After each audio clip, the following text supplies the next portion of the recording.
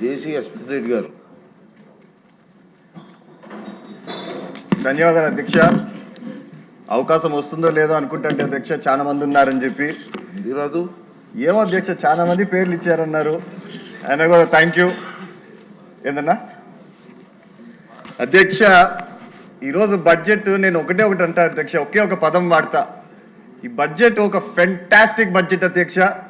ఎందుకంటే ఈ budget is an all inclusive package లాగా ఉంది అధ్యక్ష.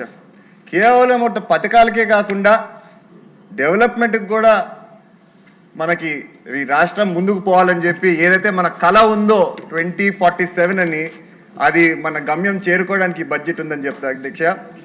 ముఖ్యంగా ఇరిగేషన్కి ఈరోజు 18,000 కోట్లు కేటాయించారంటే అధ్యక్ష, అక్కడే అర్థమైపోతుంది మన బడ్జెట్ దాని గురించి.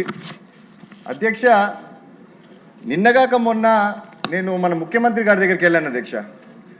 నాకు జియో కావాలట సార్, నీటి కేటాయింపు పైన అని చెప్పి వెళ్తే, జియో ఇచ్చేది లేదు కానీ ఖచ్చితంగా నీకు చెరువులు, రిజర్వాయర్లు, కెనాలు ఏ ఉంటే అవి ఖచ్చితంగా నింపుతానని చెప్పి నాకు ధైర్యం ఇచ్చి పంపించాడు అధ్యక్ష. కొంచెం బాధపడ్డా, ఏందబ్బా అంతగా అడిగితే జియో ఇయ్యనంటున్నాడు అని చెప్పేసి.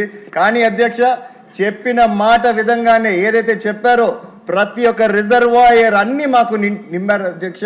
ప్రతి ఆయకట్టుకు నీళ్ళు వచ్చే విధంగా చేశాడు అధ్యక్ష. కానీ ఇక్కడ చిన్న సమస్య ఒకటి ఉంది అధ్యక్ష.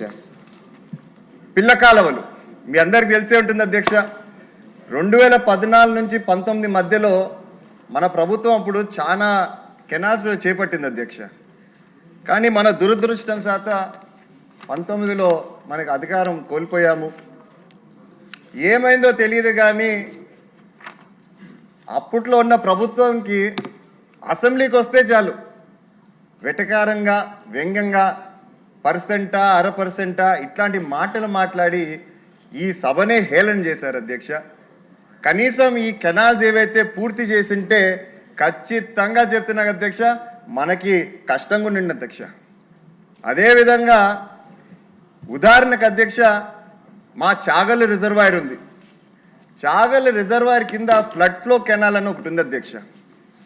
మన హయాంలో దాదాపు 70% పూర్తి చేశాం. కేవలం ఒక 30% పూర్తి చేసింటే దాదాపు 30,000 ఎకరాలకి నీళ్ళు ఇప్పించిండొచ్చు అధ్యక్ష. అదేవిధంగా తాగునీరు 2 నియోజకవర్గాల అధ్యక్ష, తాడిపత్రి, సింగనమలకి నీళ్ళు ఇచ్చింది అధ్యక్ష. మరి ఎందుకు వాళ్ళు పూర్తి చేసుకోలేకపోయారో ఏమో నాకు తెలియదు.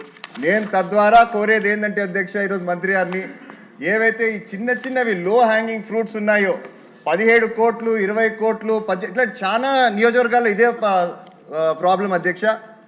మా నియోజకవర్గంలో దాదాపు 3 ఉన్నాయి అధ్యక్ష. ఈ 3 కానీ కంప్లీట్ చేశామంటే 1,00,000 ఎకరాలకి నీళ్ళు ఇస్తామని చెప్పి తద్వారా నేను మంత్రి గారికి తెలియజేస్తున్నా అధ్యక్ష. దయచేసి ఈ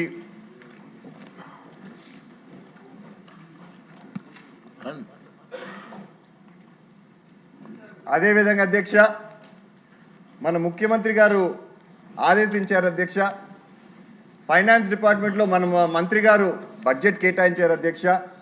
అదేవిధంగా మన మంత్రి గారు అమలు చేశారు అధ్యక్ష.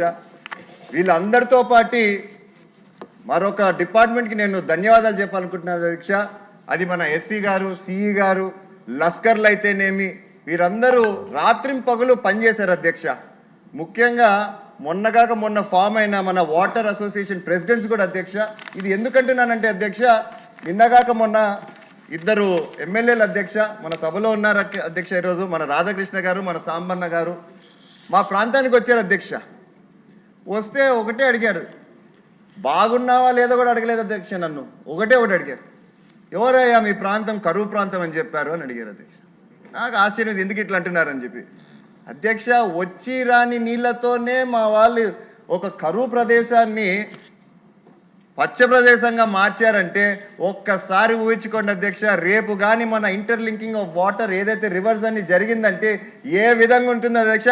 ఈ సభాముఖంగా నేను చెప్తాను అధ్యక్ష, ఖచ్చితంగా రాబోయే నీటి కేటాయింపు పైన చెప్పి వెళ్తే, జియో ఇచ్చేది లేదు కానీ ఖచ్చితంగా నీకు చెరువులు, రిజర్వాయర్లు, కెనాలు ఏ ఉంటే అవి ఖచ్చితంగా నింపుతానని చెప్పి నాకు ధైర్యం ఇచ్చి పంపించాడు అధ్యక్ష. కొంచెం బాధపడ్డా, ఏందబ్బా అంతగా అడిగితే జియో ఇయ్యనంటున్నాడు అని చెప్పేసి. కానీ అధ్యక్ష, చెప్పిన మాట విధంగానే ఏదైతే చెప్పారో ప్రతి ఒక్క రిజర్వాయర్ అన్ని మాకు నింపారు అధ్యక్ష. ప్రతి ఆయకట్టుకు నీళ్ళు వచ్చే విధంగా చేశాడు అధ్యక్ష. కానీ ఇక్కడ చిన్న సమస్య ఒకటి ఉంది అధ్యక్ష. పిల్ల కాలువలు మీ అందరికి తెలిసే ఉంటుంది అధ్యక్ష. 2014 నుంచి 19 మధ్యలో మన ప్రభుత్వం అప్పుడు చాలా కెనాల్స్ చేపట్టింది అధ్యక్ష. కానీ మన దురదృష్టం శాత 19లో మనకు అధికారం కోల్పోయాము. ఏమైందో తెలియదు కానీ అప్పట్లో ఉన్న ప్రభుత్వంకి అసెంబ్లీకి వస్తే చాలు వెటకారంగా వ్యంగ్యంగా పర్సెంటా 0.5% ఇట్లాంటి మాటలు మాట్లాడి ఈ సభనే హేళన చేశారు అధ్యక్ష. కనీసం ఈ కెనాల్స్ ఏవైతే పూర్తి చేసింటే ఖచ్చితంగా చెప్తున్నా అధ్యక్ష మనకి కష్టంగా ఉండింది అధ్యక్ష. అదేవిధంగా ఉదాహరణకు అధ్యక్ష మా చాగల్ రిజర్వాయర్ ఉంది. చాగల్ రిజర్వాయర్ కింద ఫ్లడ్ ఫ్లో కెనాల్ అని ఒకటి ఉంది అధ్యక్ష. మన హయాంలో దాదాపు 70% పూర్తి చేశాం. కేవలం ఒక 30% పూర్తి చేసింటే దాదాపు 30,000 ఎకరాలకి నీళ్ళు ఇప్పించిండొచ్చు అధ్యక్ష. అదేవిధంగా తాగునీరు 2 నియోజకవర్గాల అధ్యక్ష తాడిపత్రి సింగనమలకి నీళ్ళు ఇచ్చింది అధ్యక్ష. మరి ఎందుకు వాళ్ళు పూర్తి చేసుకోలేకపోయారో ఏమో నాకు తెలియదు. నేను తద్వారా కోరేది ఏంటంటే అధ్యక్ష ఈరోజు మంత్రి గారిని ఏవైతే ఈ చిన్న చిన్నవి లో హ్యాంగింగ్ ఫ్రూట్స్ ఉన్నాయో 17 కోట్లు 20 కోట్లు ఇట్లా చాలా నియోజకవర్గాల్లో ఇదే ప్రాబ్లం అధ్యక్ష. మా నియోజకవర్గంలో దాదాపు 3 ఉన్నాయి అధ్యక్ష. ఈ 3 కానీ కంప్లీట్ చేశామంటే 1,00,000 ఎకరాలకి నీళ్ళు ఇస్తామని చెప్పి తద్వారా నేను మంత్రి గారికి తెలియజేస్తున్నా అధ్యక్ష. దయచేసి ఈ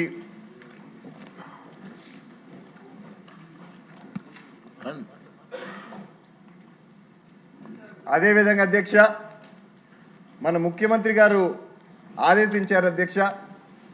ఫైనాన్స్ డిపార్ట్మెంట్లో మన మంత్రి గారు బడ్జెట్ కేటాయించారు అధ్యక్ష. అదేవిధంగా మన మంత్రి గారు అమలు చేశారు అధ్యక్ష. వీళ్ళందరితో పాటు మరొక డిపార్ట్మెంట్కి నేను ధన్యవాదాలు చెప్పాలనుకుంటున్నాను అధ్యక్ష. అది మన ఎస్సీ గారు సిఈ గారు లస్కర్లు అయితేనేమి వీరందరూ రాత్రింపగలు పనిచేశారు అధ్యక్ష. ముఖ్యంగా మొన్న ఫామ్ అయిన మన వాటర్ అసోసియేషన్ ప్రెసిడెంట్స్ కూడా అధ్యక్ష. ఇది ఎందుకంటున్నానంటే అధ్యక్ష నిన్నగాక మొన్న 2 ఎమ్మెల్యేలు అధ్యక్ష మన సభలో ఉన్నారు అధ్యక్ష. ఈరోజు మన రాధాకృష్ణ గారు మన సాంబన్న గారు మా ప్రాంతానికి వచ్చారు అధ్యక్ష. వస్తే ఒకటే అడిగారు, బాగున్నావా లేదో కూడా అడగలేదు అధ్యక్ష. నన్ను ఒకటే అడిగారు, ఎవరయ్యా మీ ప్రాంతం కరువు ప్రాంతం అని చెప్పారు అని అడిగారు అధ్యక్ష.